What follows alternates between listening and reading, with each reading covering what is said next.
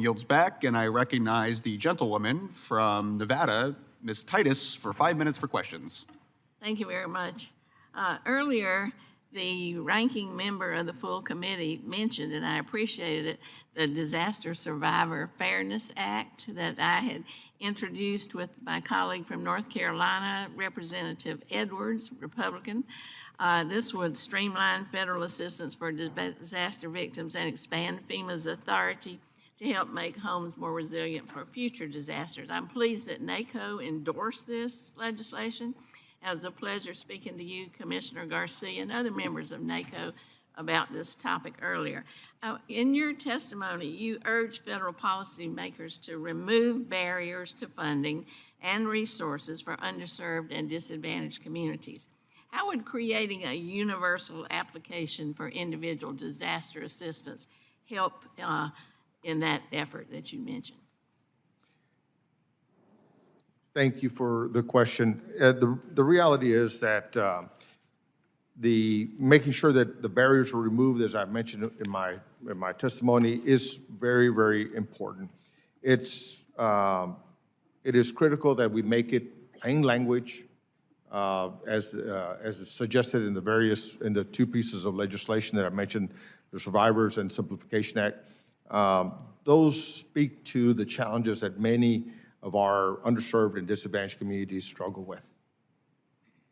Okay, well, thank you for that. I appreciate the support. I was looking for a little more detail of how to be helpful, but that's good enough.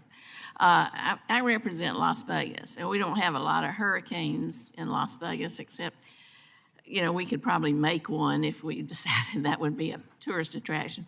But anyway, one of the weather hazards that we do have is extreme heat.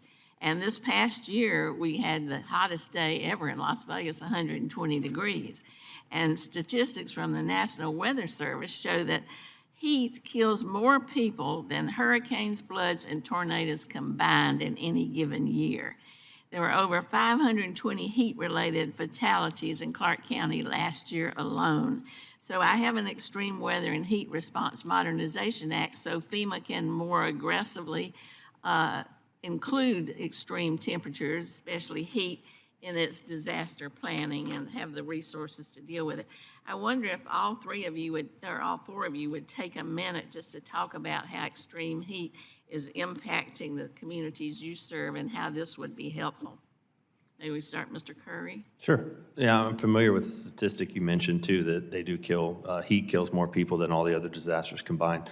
The challenge right now for FEMA is the whole system relies on quantifying damage to figure out if they provide help.